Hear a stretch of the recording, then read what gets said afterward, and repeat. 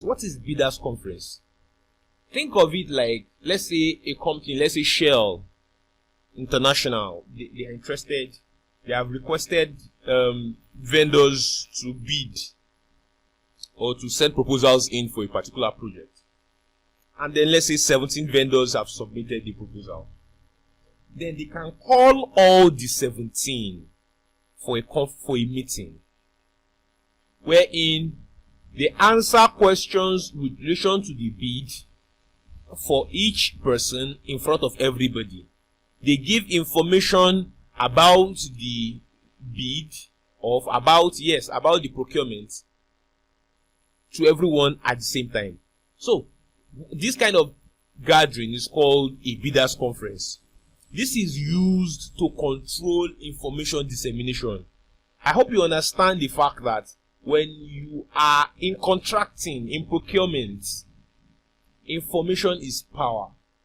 So, in the name of being fair, well, in the perfect world anyway, in the name of being fair, all members, all sellers are supposed to operate with the same amount of information. Because any extra information that one has over the other can give them an edge over them.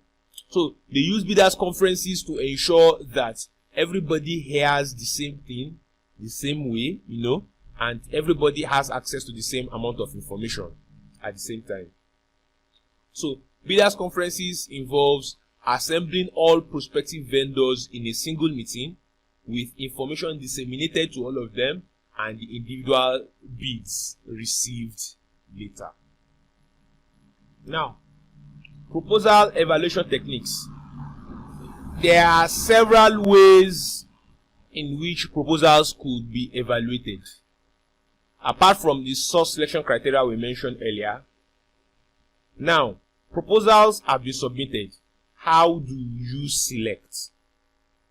This is like a comparison of alternative proposals on the basis of vendor responses. So, weighted scoring is the common technique. So, weighted scoring, remember we talked about source selection criteria, availability, expertise, number of years in existence, and many more criteria like that. So, a weighted scale could now be such that you now give weights to each of the various considerations that you have, and then you now score each proposal based on those weights. It's similar to the kind of GPA system we use in university, in which you have different courses having different weights. They call them units.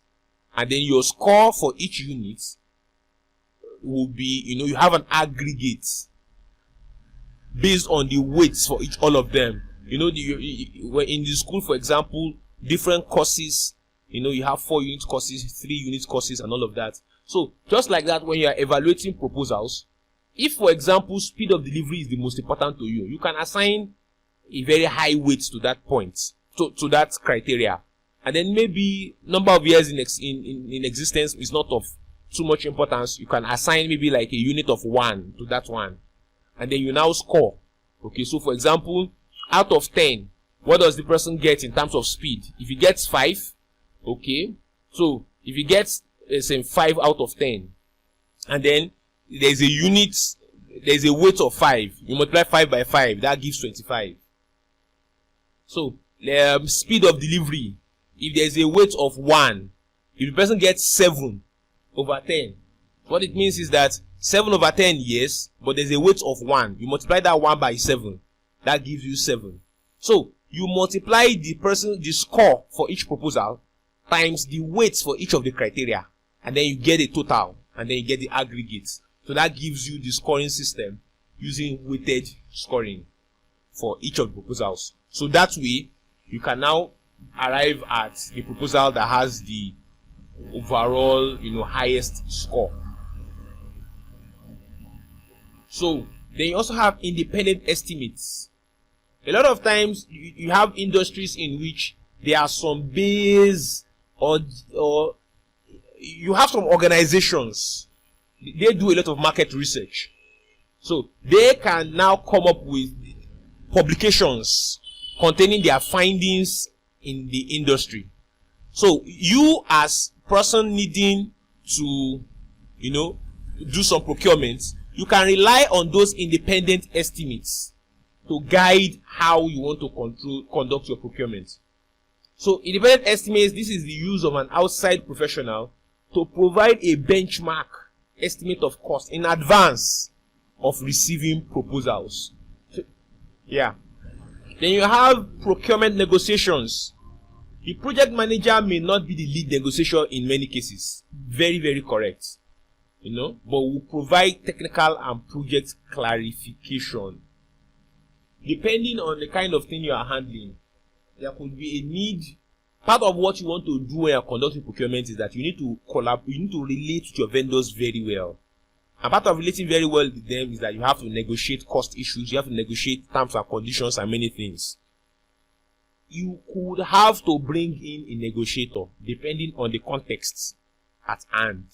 You could have to bring in a negotiator to help you interface them, even though negotiation is one of the very important skills a project manager is expected to master, because it is used almost everywhere.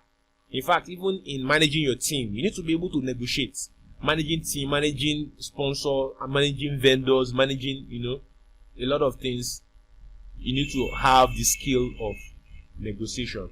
But even if you have to bring in somebody else to handle negotiation, you still need to provide the guidance, provide the technical clarification for the project, and then general project information.